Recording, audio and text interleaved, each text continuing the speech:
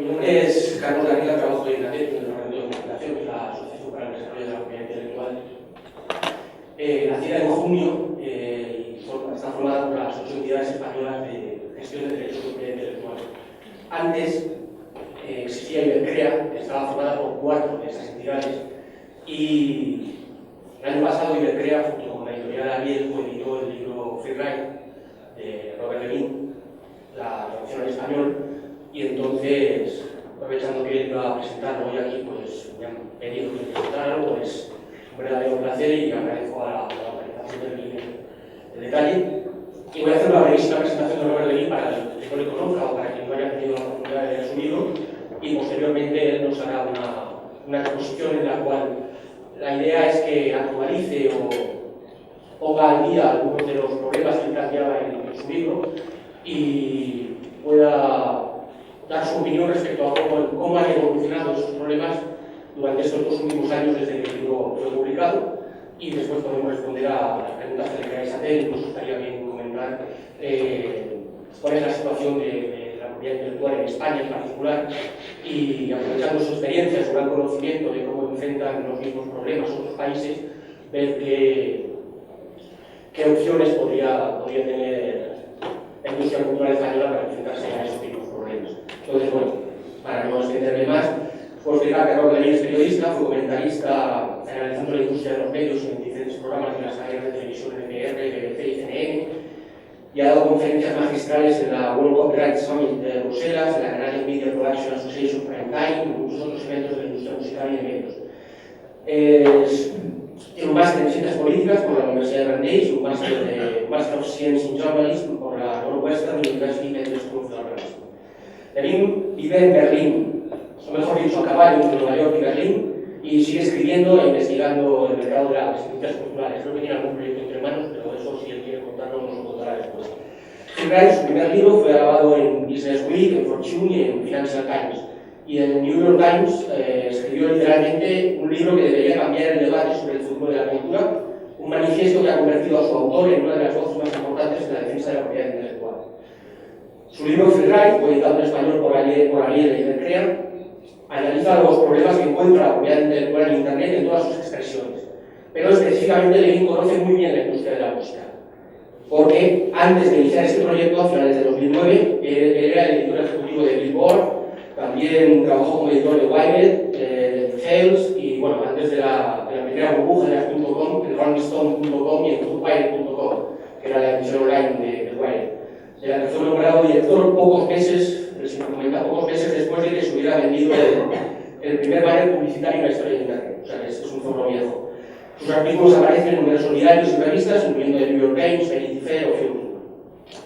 Por resumir un poco el libro del que nos va a hablar, lo que hace Robert Levine en Parásitos, y esto es una interpretación personal mía, es esencialmente argumentar minuciosamente contra lo que considero las falacias de los opositores acérrimos a los derechos de autor.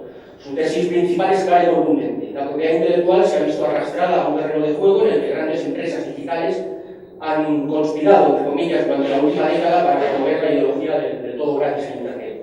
Pero él hace un análisis crítico del asunto, abordando con rigor todos los puntos de vista, y refuerza su denuncia de que las medidas legales de protección de la propiedad intelectual son ineficaces cuando la música y las películas, tanto independientes como de grandes estudios, están disponibles en sitios piratas incluso antes de su estreno.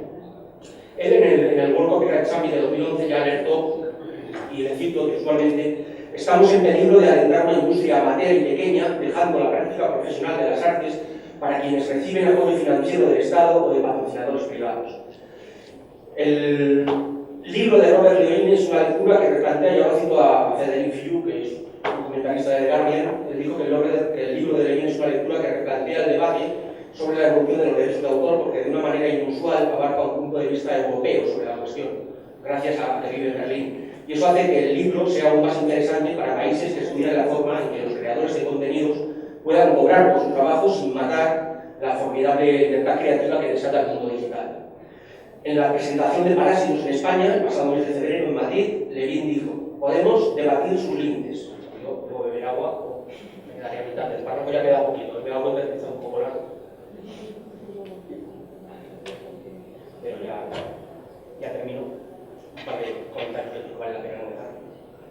En la presentación de Parásitos en España, el pasado mes de febrero en Madrid, Levine dijo: podemos debatir sus límites, podemos debatir si es razonable acortar los plazos de protección de los derechos de autor, o cómo aplicar sanciones razonables a muchos infractores en lugar de unas pocas multas desorbitadas que no tienen ningún sentido. Pero también es imprescindible que el derecho de autor se respete y se proteja con eficacia a los creadores, porque es necesario un mercado normal y sano para los productos culturales. Internet, añadía, ha sido un motor impresionante de crecimiento económico, pero una buena parte de ese crecimiento ha quedado en manos de un pequeño número de empresas de tecnología. Con esta situación, a lo largo de la próxima década, tendremos que elegir entre dos concepciones rivales del mundo online. Por un lado, las empresas de medios, que quieren que Internet funcione como la televisión por cable, y por otro, las empresas tecnológicas que quieren que el cable funcione como Internet. Por ello, ha destacado la necesidad de que los gobiernos apliquen la legalidad simplemente en la defensa del derecho de propiedad intelectual, aunque no sean medidas populares. La impopularidad de una ley no debe excusar de su aplicación, y el hecho de que sea difícil aplicar la ley en Internet no supone que no se tenga que hacer nada. Levine hace un riguroso análisis en Parásitos y en otros textos de lo que él denomina la devaluación de la creatividad durante la última década, y ofrece razonables propuestas para mejorar la relación entre creadores y consumidores de Internet. Además, lo hace con un lenguaje sencillo y directo que contribuye a la educación entre los ciudadanos de asuntos tan específicos como son la propiedad intelectual y los derechos de autor, hasta hace muy poquito patrimonio exclusivo de juristas y especialistas en derecho, unos asuntos que han saltado a la opinión pública y a todo tipo de debates en ámbitos menos especializados desde que se ha popularizado Internet, evidentemente, y de los que tantas veces se informa sin el mínimo rigor exigible. Cualquiera que haya leído el libro sabe que Levine se esfuerza por ser riguroso y no eludir la crítica constructiva sobre los aspectos a mejorar en el desempeño profesional cotidiano tanto de los creadores como de las entidades de gestión de derechos de autor. Su obra fomenta un beneficioso debate público porque señala también razones para reformar aspectos de las leyes, incluso que algunos plazos de protección son demasiado largos o que las sanciones son muy elevadas, como comentaba antes.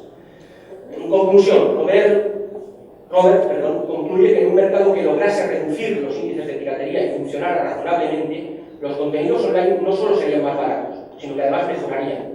Y ello estimularía el crecimiento de más empresas de tecnología, lo que no solo no acabaría con Internet, sino que ayudaría a aprovechar realmente todo su potencial. Y bueno, hoy Robert va a hablarnos de cómo ha evolucionado la situación en estos 2 años y aprovecharemos para pedir su opinión respecto a la situación en España, como comentaba antes, respecto a la evolución del mercado, la legislación, cómo se enfrentan estos problemas en otros países, y naturalmente agradeciéndole su presencia hoy aquí, no quiero dejar de señalar para quien esté interesado que el libro pueden comprarlo aquí mismo en la sala, como he visto antes. También está en formato ebook, en iTunes, en formato EPUB y en Google Play también lo podéis encontrar. Pero bueno, esto lo tenía preparado antes de saber que había aquí un puesto en el que también podéis adquirir el libro. Y nada más, lo mejor es que Robert nos explique directamente qué nos cuenta y qué es Parásitos.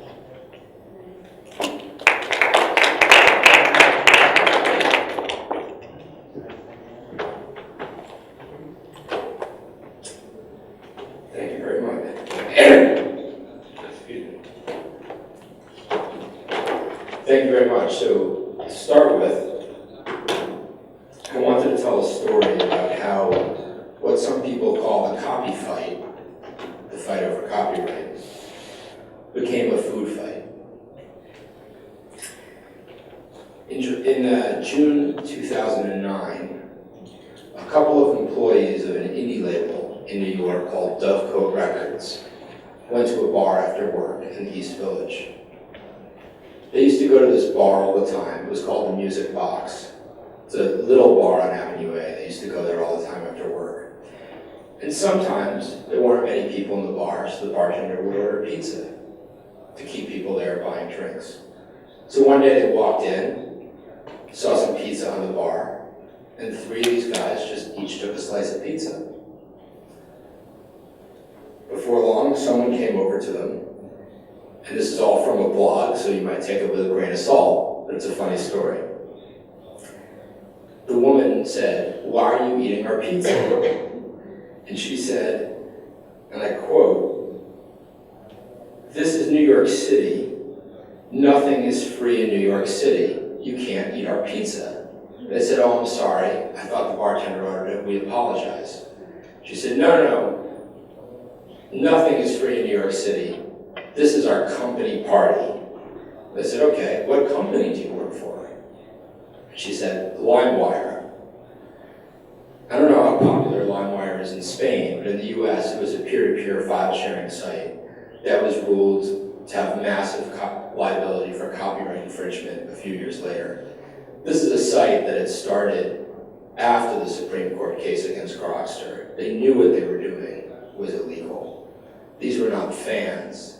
This was founded by a hedge fund guy. The guys at the label saw this company partying and they said, wait a minute, you founded a company that's been stealing from us. So they took the pizza and ran. And one of the guys from LimeWire threw beer all over them. Now, there's 2 points to this story. Inevitably, someone will say, well, wait a minute, stealing pizza is different from stealing music. That's not really the point. The point is how ridiculous this all has gotten. When we start talking about taking music and taking pizza and pouring beer on people, things have gotten a little out of hand. One of the reasons I wrote Free Ride, translated as Parasitos, was that I wanted to present another side of the story and bring some rationality to a discussion about copyright. I'm not sure that I succeeded in bringing much rationality to the discussion, but I had a good time writing the book, and some people had a good time reading it, so I think that's can't be too bad. You hear a lot on the internet that, copyright is inherently against the internet. And I used to believe that. Let me tell you a bit about how I got where I was. When Napster first came out, first of all, cast your mind back to 1999. The new technology was CD-ROMs. If you were like the people in the US, you had a VCR in your living room, and it was blinking 12 o'clock all the time. Napster came out, and like a lot of people, I saw it as the future. I thought this is going to be a more fair market for musicians to sell their work. In the US, and I think in most countries, big media companies have a very dominant position. It's very hard to market your work, whether it's writing or film or music, as an independent person or as a small company. I thought the internet would bring balance to that. After a few years passed, I started realizing that what we were looking at wasn't a more fair market. It was the absence of a market. There's no market. It's very difficult to sell anything. And what I mean by that is on the internet. If you come up with a paywall around a newspaper, people complain. If you try to sell things, people complain. On the iPhone, people sort of take it for granted. I'll buy this, I'll buy that. It's very easy to buy things. It's easier to buy than to take. It's not impossible to take, but it's easier to buy. On the internet, it's become, unfortunately, easier to take than to buy, though I think that's changing a bit. So I set out to write what I call a counter-narrative. A counter-narrative is a fancy journalism word for the other side of the story. And I started to think, this is not about the future against the past. This is not about generous companies versus greedy companies. This is not about human rights versus corporate power. Let me give you just one example. As far as the future versus the past. First of all, I'd like to give this example in Spain because it surprises some people. A lot of people think of copyright as an Anglo-American invention. You know, the Statute of Anne was the first copyright law. And at international bodies like the UN and WIPO, that's used to criticize copyright because if the British and the Americans invented it, it must be bad. I'll leave aside the politics of that, but before the first sort of proper copyright law, authors got what was called printing privileges. It wasn't, a lawyer would say it's nothing like copyright because it had different legal features, but it served the same purpose. You had a monopoly over distributing your own work. In this case, it was usually granted by the king, and it was usually granted in a very limited area. You had them for German city-states, Italian city-states. It wasn't that useful because it covered limited territory. On the other hand, distribution was pretty limited, so it was pretty effective. One book that got protection from that was Don Quixote. I believe it's one of the first, but there's not much written on this in English that I can understand, so I could be wrong, I apologize.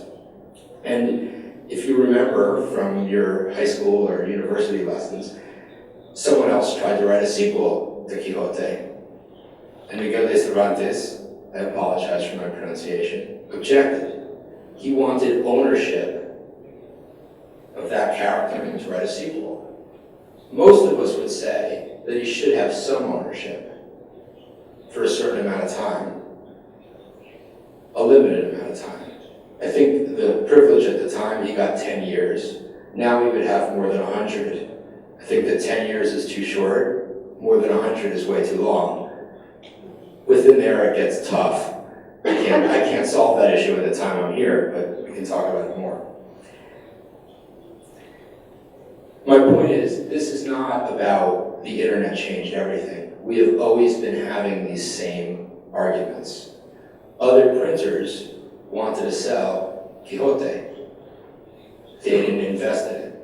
Cervantes wanted his monopoly to harvest his rewards for his work.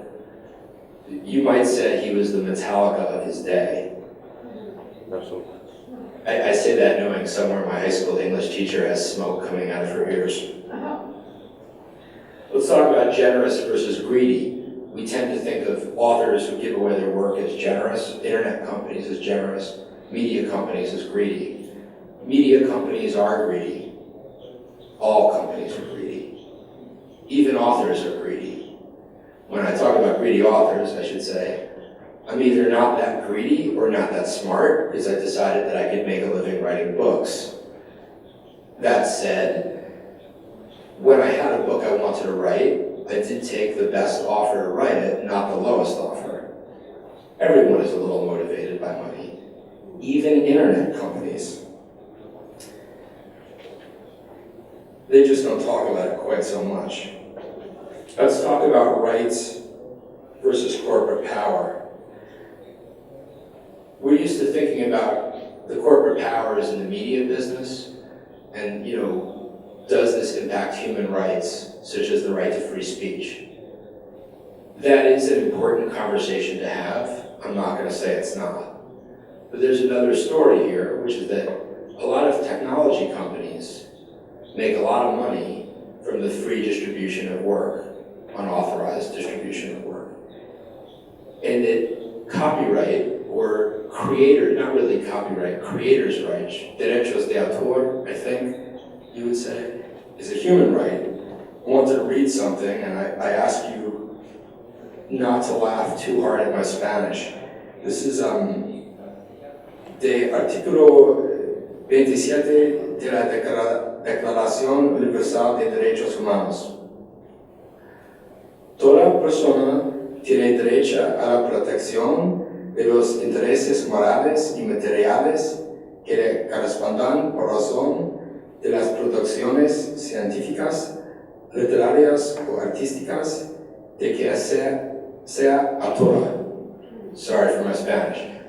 This goes back to after World War II. It's before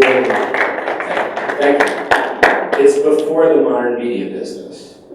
Now, there are human rights on the other side. If you look at Article 27, there are two things. One says that everyone has the right to participate in culture. The other part is what I just read. Those things need to be balanced, and it's important to balance them. And I think that balance is very important. One of the things I like to think about is what do we want to market for, and what do we not want to market for? If we had a market for everything, and you had to pay to quote from my book, no one would be able to review my book without paying me to quote from it. I think that would be an absolutely terrible idea. we don't want a market for free speech. What about a market for books in general? Do I object that only certain people can buy my book? No, I think that's pretty fair. Between those, there's a lot of things in the middle. How much can you quote? Should you have the right to get it from a library? And should that library compensate authors? These are solved in different ways throughout the world, but I think it's important that we take them very seriously because this is a right that's recognized everywhere in the world. Copyright has a bad name, but I want to talk a bit about why it was important to me. I use this not because I think that my book is especially important. There's lots of better books written, but I know my own story the best. A few years ago, I was the executive editor of Billboard magazine. If you think there's anything harder than being in journalism or harder than being in the music business, try running a magazine about the music business. So I thought, what can I do that's a little harder than that? And I thought I'd write a book. But seriously, this is a project I did out of passion. I did it because I wanted to do it. I had something to say. I thought it was important. At the same time, I knew I would need money to live on for a year and a half while I wrote it. How could an author, I'm using myself as an example, but it could be an author of an album, of a film, of a TV show, of a video game. How does an author get that initial money? A lot of people say, you could make more money selling the book yourself. Maybe. Or you could make more money giving the book away and speaking. I'm not sure those people have ever written books because I think that's not true, but okay, let's say possibly. That still doesn't solve the main problem because I didn't want to make a lot of money eventually. If I did, I wouldn't have written books. I needed enough money to live on while I wrote the book. So let's say I go to a bank. I'd like to borrow some money to write a book, Mr. Banker. Oh, I'm sorry, I don't have any collateral. Oh, the book's not done yet. You're investing in a book proposal. I've never written a book before. And the business, well, let's say as an estimate, I'm estimating here, but I'm not far wrong. Maybe 1 out of 8 books makes money and it makes 10 times its investment. I'm not going to walk out of that bank with any money. I'm probably going to get thrown out of my ass. What copyright does, and I think this is the good part about copyright, there are some parts that should be fixed, but the good part is, I went to Random House, and Random House says, hey, you know, the idea that 1 out of 8 books makes 10 times its money, as an independent author, that's a logical investment. Anyone should invest in a business where you have a 1 in 8 chance of making 10 times the money. As an independent author, the problem is I have a 7 in 8 chance of starving. That's not so much fun. Random House can publish a lot of books, and they say, hey, 1 out of every 8 of these makes 10 times the money. At the end of the year, after we publish 60 books or so, that's a pretty good business. Not as good as business as Google's or Facebook's, but a pretty good business. What they do is, I'm not sure this translates so well, they aggregate risk. There's a lot of things that publishers do. They print books. Printing books is not that difficult anymore. It requires capital, but it's not that hard. You can call China and they'll print anything you want. They edit. You can hire an editor. There's a lot of people who got laid off from the book business who are great editors. What no one else can do except media companies, and I don't mean big ones, I mean small ones, medium-sized ones, any size ones, is aggregate risk. And to me, that's really the most valuable part about copyright because it lets you take a chance. Now, obviously, people say, well, it's not so expensive anymore to make a movie, to make an album, to write a book. But they're only talking about the equipment cost. A friend of mine told a great story. He was at one of these music copyright events, and someone said, Abbey Road Studios is now in every Macintosh computer ever made. And my friend said, where do they put George Martin? Even if you have a music production studio on your desk, you need a producer. I myself am lucky enough to have a PowerBook and a great word processor. It doesn't do that much work of writing. I'm still looking at a blank screen every day. My equipment costs aren't that important. So I wanted to talk a bit, to finish, just about how we should think about copyright, because I hope I've convinced you that we want some kind of functioning market. But let me talk about how we should make sure we have one, because I think people are confused about this. When I say I want copyright, people often say, you must hate remixes. I don't. The people who say this are often Harvard professors, and I suspect I listen to much more hip hop than they do. People often say, do you want to punish everyone who downloads anything illegally? And I say, I think they should get some punishment, but something like a speeding ticket. What we need to do with copyright to rationalize the discussion is separate these different kinds of infringement. So let's say there's three kinds. One is creative infringement. How much of a song can you sample?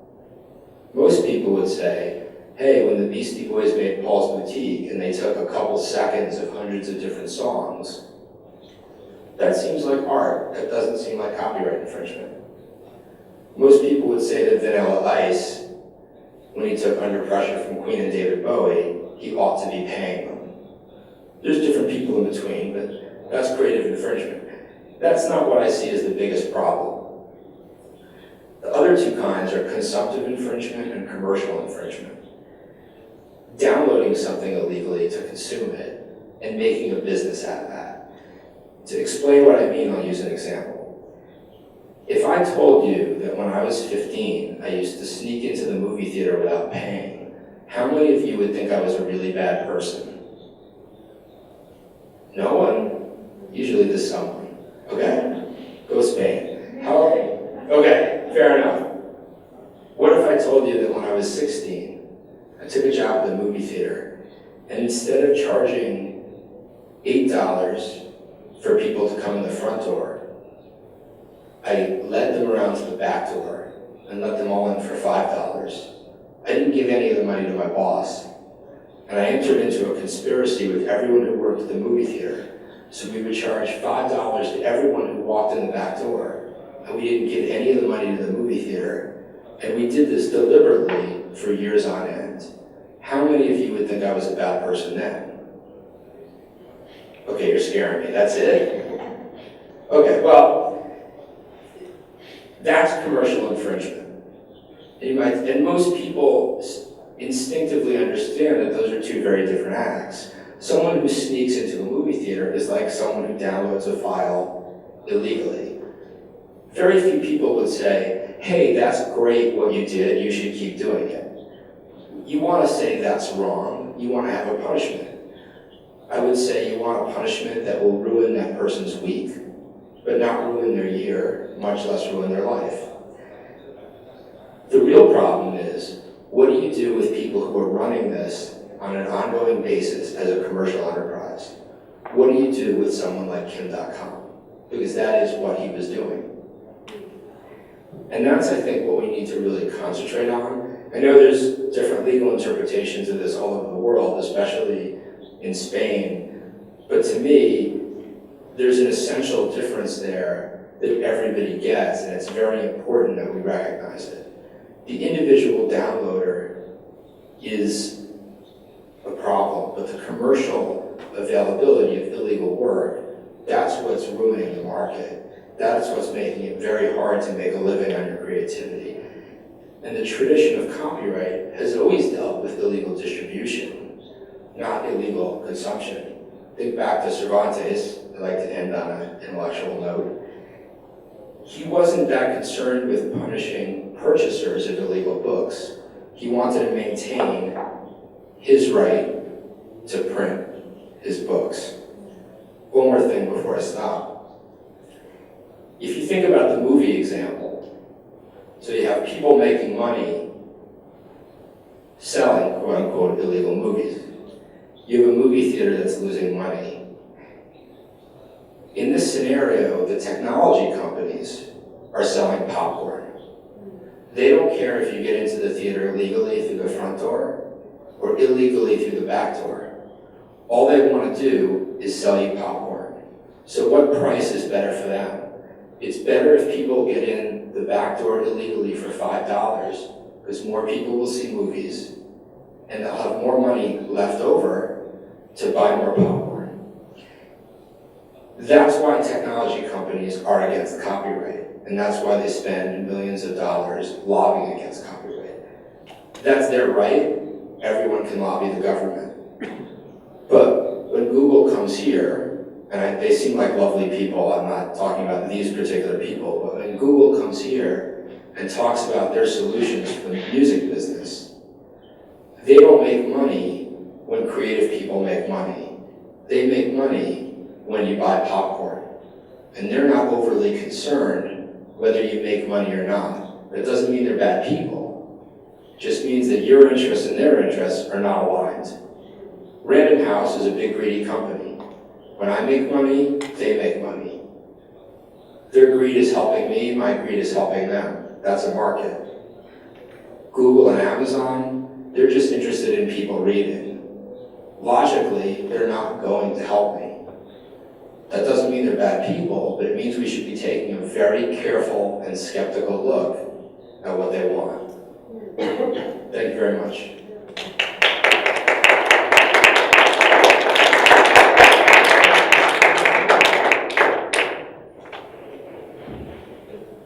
What channel am I on?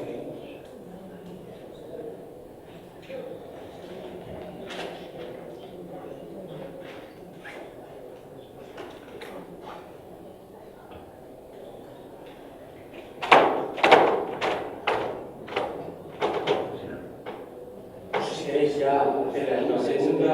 Just so I can hear it. Gotcha. Thank you.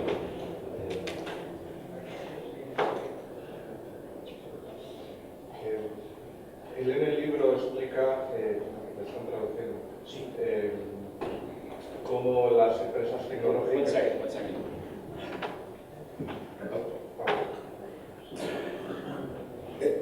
En el libro explica cómo las empresas tecnológicas conforman un lobby, un grupo de presión, para luchar contra el copyright, ¿no?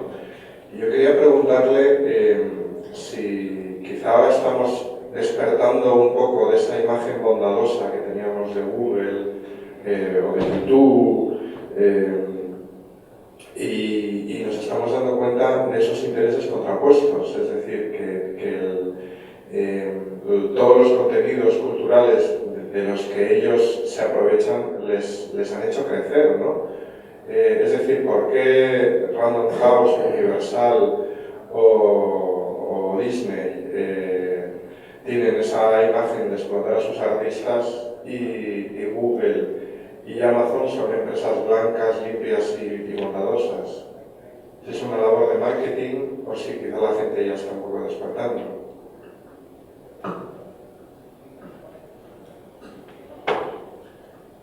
Well, I think there's two answers. I mean, a lot of the anger against media companies is directed against music companies, to a lesser extent, movie companies. People aren't that angry about book publishers. Book publishers have an image of being nice literary people, which is, in my very limited experience, true. Record companies have an image of being exploitive. They have a history that goes in the US that goes back to the 50s. Before that even really goes back to the 20s of cheating artists. To a large extent, they earn that reputation. I don't want to minimize bad things that were done. It's important to realize that a lot of that happened long ago in the past. I think what people lose track of is a lot of that wasn't a question of copyright law. A lot of it was a question of contract law. It seems like a boring distinction, and I'm sorry, but it's important. What copyright gives me is something to sell. like anything I have to sell, I can make a good deal or a bad deal. It just gives me something to sell. Generally speaking, when you have negotiations between 18-year-old guitarists and 50-year-old record company attorneys, the 50-year-old record company attorney gets the best side, gets the best of the deal. But that's really a question of contract. One thing I'll add just for fun is that, you know, in any contract, you get something and you give something. The worst deal in the history of the music business was you sign away all your rights forever and I give you a Cadillac. Creative Commons has a deal that says you sign away all your rights forever and you don't get a car. Weird deal. You know, as far as technology companies, I think people are in love with the newness of it. I think that's changing a bit. But there's also a sense of, you know, us against them. You know, the media companies had so much power for so long that it was easy to get people upset with them. And the technology companies did a very good job of defining themselves by what they're not. We are not Universal, we are not Random House. That was very powerful. I'm not sure it's a good way to understand them, but it was it helped them a lot. I think now people are asking harder questions, especially in Europe where privacy laws are much stronger. And we'll see what happens with that. But certainly you get the sense that things are changing a lot right now. Un par de pequeñísimos comentarios. Él, cuando ha dicho lo de que ni siquiera regalaran un coche, me ha explicado la primera parte. En los años 50, algunos estudios, a algunos cantantes de blues, les hacían firmar contratos por los cuales tenían sus derechos a perpetuidad y como pago les regalaban un coche, un Charla de la época. Lo que quiere decir es que ese era un maltrato que era, era perjudicial para los autores. Y lo que él quiere decir es hoy en día hay algunas licencias que obligan al artista a ceder igualmente los derechos a perpetuidad y ni siquiera regalar el coche. Por lo cual, es decir, lo que antes era malo, pero muchas de las cosas que ahora se están encontrando los autores son peores. Y solamente un añadido a su explicación, también hay un matiz respecto a lo atractivo que resultan estas compañías de tecnología para los consumidores. Tiene que ver con el hecho de que ahora hay una realidad y es que tiene tanta importancia la producción de contenidos como su distribución, cosa que antes no sucedía de una manera tan igualada. Y lo que durante muchísimos años ha transcurrido por vías diferentes, por caminos diferentes, como puede ser la producción amateur, la creación aficionados, por decirlo de alguna manera, sin ningún ánimo peyorativo, todos somos creadores, pero evidentemente tampoco tenemos que arrancarnos las vestiduras al hablar de calidad en algunos productos, o simplemente de gustos mayoritarios o minoritarios, al fin y al cabo el comercio se basa en eso. Lo que quiero decir es que durante muchísimos años la creación profesional ha discurrido por unos caminos, la creación amateur ha discurrido por otros. Internet lo que ha hecho es unificar, y ahora discurren por el mismo medio, por el mismo soporte, tanto la creación profesional como la creación amateur. Eso tiene una serie de consecuencias de percepción de la que estos grandes gigantes tecnológicos se han aprovechado muy bien para generar confusión respecto a ese tipo de afirmaciones. Los derechos de autor pueden perfectamente pasar a la mejor vida porque hoy en día todos somos creadores y ese tipo de discurso en el que no me voy a extender, pero que todos conocemos. Y más que nada eso, el matiz en cuanto a por qué son tan atractivos, porque realmente lo hacen todo fácil, pero como ha dicho Robert, ellos no producen, ellos simplemente distribuyen. Y no les importa, no tienen los mismos intereses que los creadores de contenido que distribuyen. Lo que les interesa es la máxima distribución y la rentabilización de esa distribución, no del contenido. Hello. I would like to know what is your opinion about the Creative Commons. Well, the goal is let me put it this way. The goal of Creative Commons is making it easy to distribute your work for free. And that's a noble goal, but I guess my question is, why do I need Creative Commons?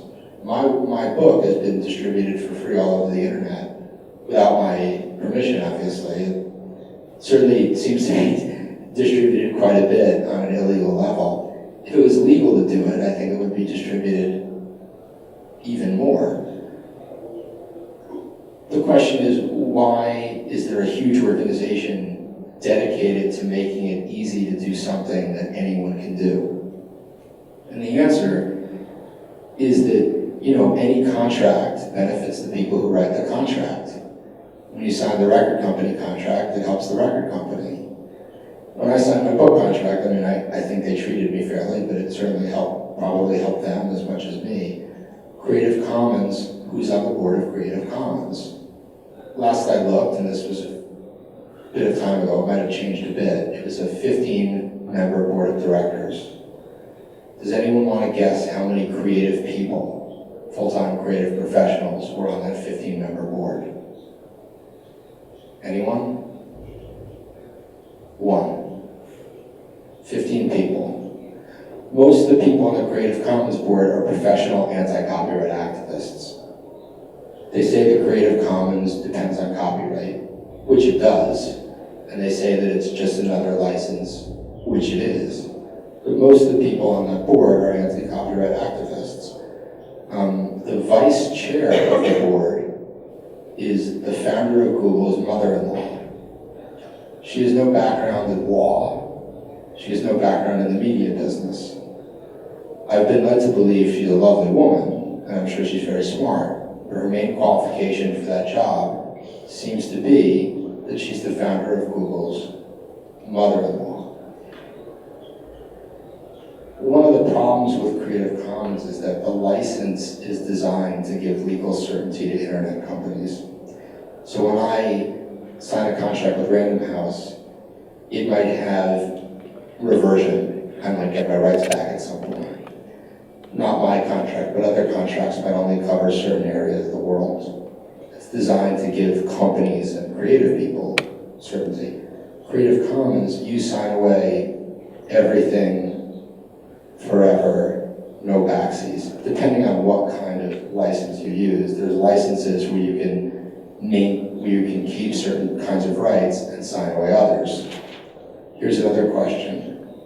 Who interprets, there's a Creative Commons license where you can say, I want to retain rights for commercial use, but I want to give away the rights to non-commercial use. Who decides what's commercial use and what's non-commercial use? Selling a work is clearly commercial use. What about putting that work on YouTube? If there's no advertising sold directly against it, but it still generates views and power and influence for YouTube, Creative Commons would say that's a non-commercial use because there's no advertising sold directly against that. I would say that giving your work to one of the largest companies on the planet seems sort of commercial to me, but I'm not an attorney, so what do you want? The goal of Creative Commons is not a bad goal. I think it's a good goal, but I think artists who sign those contracts, I worry that they haven't read them very carefully. Like any contract, we say in the US, the devil is in the details. And if you look at those contracts, there's a lot of devils and a lot of details. I would be very careful.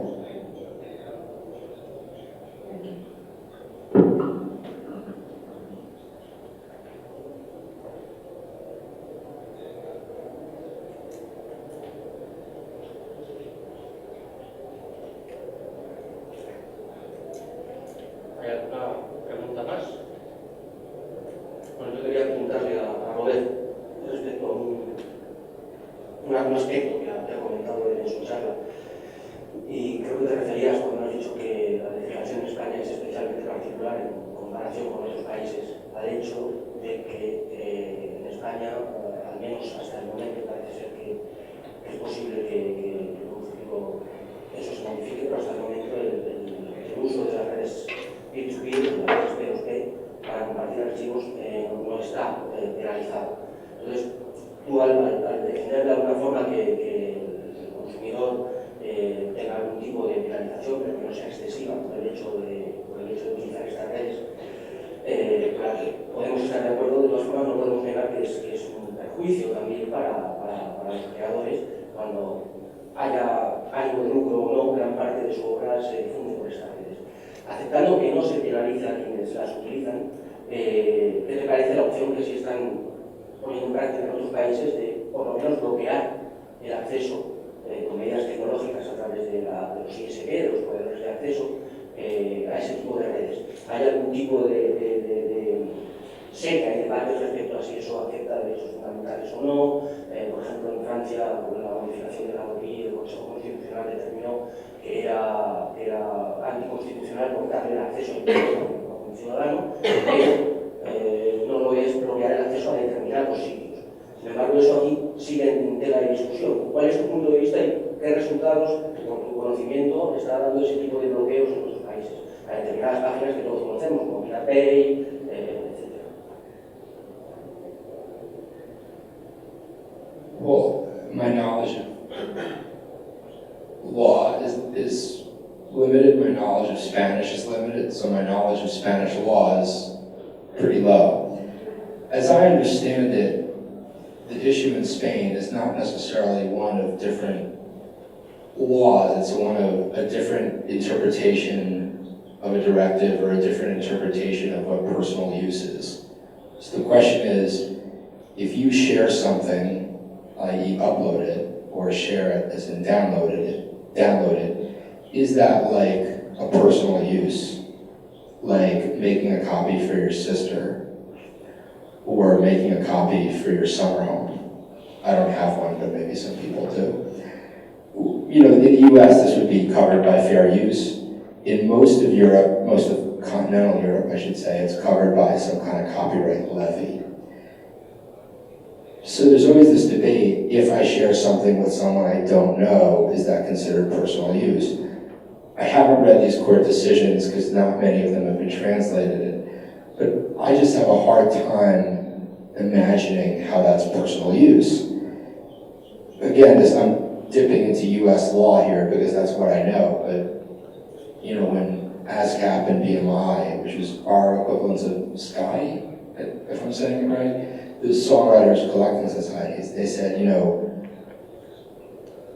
I forget the exact language, but they said, you don't need a license to perform, that is sing a song, in a home or a family or a small group of friends is gathered. The exact language is a bit like that. A bar is public. And the Supreme Court decision about this said, even if you're not selling the music, the purpose of using the music is commercial. Copyright law has always drawn a distinction between what people do in private and what people do in public. One of the problems with the internet is that it challenges our notion of public and private, not just with copyright, but in terms of privacy. We may be losing our notion of what is private entirely, but that's perhaps a subject for another book. So if you think, okay, I'm going to give this to my mom. Well, that seems like a personal use. Maybe it's covered by a levy, maybe it's fair use. Distributing it on a massive level to people you don't know, I just have a hard time believing that's personal use. And people say, you know, people on the other side of this issue say, well, it's just like a library. And I say, really? I've never been to a library that has ads for Russian women want to meet you now. Maybe I'm going to the wrong libraries. But anyway, the second part of that is, how do we fix it? In the US, for a long time, they sued consumers, end users, whatever you want to call them. You downloaded this. They didn't sue them, they said, we want you to sell. You were essentially caught uploading. Most of the suits were for uploading and downloading, not just downloading. You were caught distributing this, we're going to apply the distribution law to you. Those lawsuits generated a lot of ill will in the public, and they weren't very cost effective. In the US, because of the way the court system works, and I think that's true of most countries, it's very, very expensive to file these lawsuits. I think that might be a losing battle. I think that what we need to focus on is going after the people running the file sharing sites. That's very complicated because it requires an international effort. Same thing with the law in France, Adopi where if you were caught with a certain number of downloads, they could cut off your internet access. Now, I have a hard time imagining the internet as a human right. I know I'm young and good looking, but I was around before the internet, and I was fairly happy for much of that time. Go figure. When my wife tells me to get the hell off the internet, I don't yell back that you're violating my human rights, honey. I'm actually a bit scared to think what she would say if I said that. I think she would probably throw something at me. You know, my daughter, when I tell my daughter to stop using the iPad, she doesn't complain that I'm violating her human rights. Although by the time she's a teenager, she probably will say that. But I'm not sure that's that effective. Rather than kick people off the internet, I would like to slow their access speed to a crawl. If people who were downloading illegally had the internet access speed that I had in my hotel room yesterday, they would get pretty frustrated pretty quickly. I think that's punishment enough. Although it was a lovely hotel, I was happy anyway. What we should be doing is going after the distributors. I think the best thing to do is to block these sites. That's not a legal argument, because there's a lot of European rights that are applied differently from what I'm used to. But if, you know, Denmark has blocked the Pirate Bay, people said this would be the end of democracy in Denmark, but as far as I know, things are fine there. People have health care, everybody's tall and good looking. It's a very happy country. I guess the weather's pretty cold, but they seem to be happy. In the UK, they've blocked some sites. Again, well, the weather is really bad, but you know, things seem pretty good there. I think that's the best way to deal with this. And there's other tools, you know, in the case of Kim.com, they arrested him. I think that's appropriate. You know, people say, don't I, as an author, you know, don't I feel bad for these kids who get sued? Yes. I mean, I think what they did is wrong. But if the record labels are sending you a letter saying, we want to sue you for, you know, $20,000, just because he's wrong and they have the legal right, you have to feel bad for that kid. I'm not saying, you know, whether or not I let him go is a separate thing, but, you know, your heart goes out to him. What about Kim.com? He had the biggest house in New Zealand. You know, I call him the man who ate the music business. He's obviously living well enough to eat pretty well, or at least a lot. I think he had 20 cars. There's complications around that case that I don't understand as far as, you know, who the US can extradite from what country, but that seems to me like the kind of person we should be going after, not so much end users. I would like to see a traffic ticket for end users. You know, you're downloading something illegally, here's a $50 fine.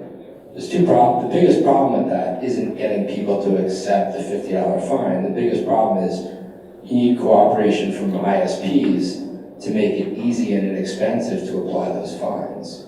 You need to create a system so people can protest the fines.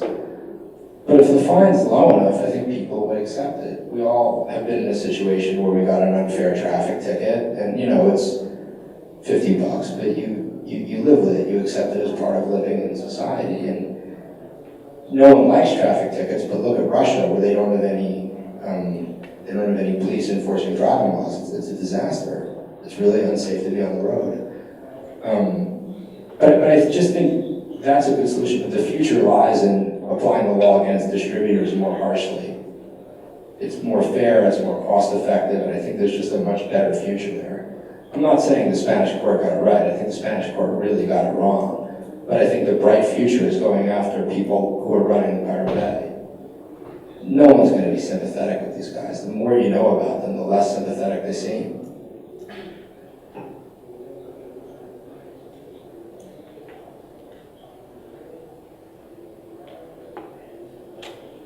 No sé cómo estamos de tiempo.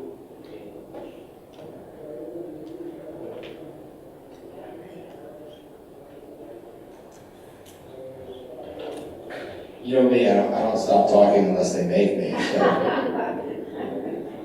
I'm from New York. It's like it's a thing.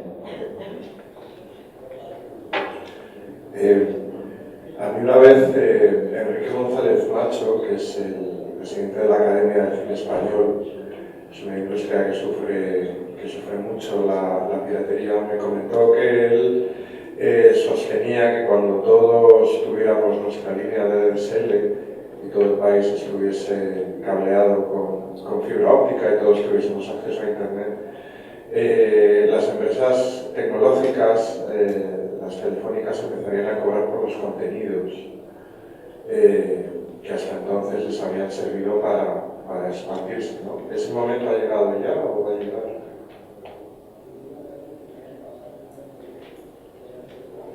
Well, as far as how much of Spain is wired at what speed, I have to avoid that question because I don't have the background to really talk about it intelligently.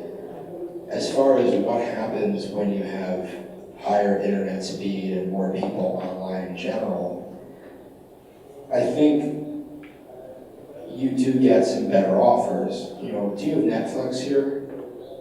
Do you know what Netflix is? It's basically, it started as a company that sent you DVDs in the mail. You could rent. You basically paid to have 3 discs at a time. You sent one back, they sent you another one. They didn't send the whole package, just the disc and a little envelope. They evolved into a company where you paid one price per month. I think it's $15, but I haven't lived in the US for a while, so I could be wrong. And you could watch as much of their programming as you wanted. And they had a lot of TV shows, a lot of movies, not the newest movies right away, but they had a big selection. The next step of Netflix's evolution is that they're making their own programming. Netflix works over the internet, but the business model is a lot like cable. You pay us one fee, it's a buffet, all you can eat in terms of content.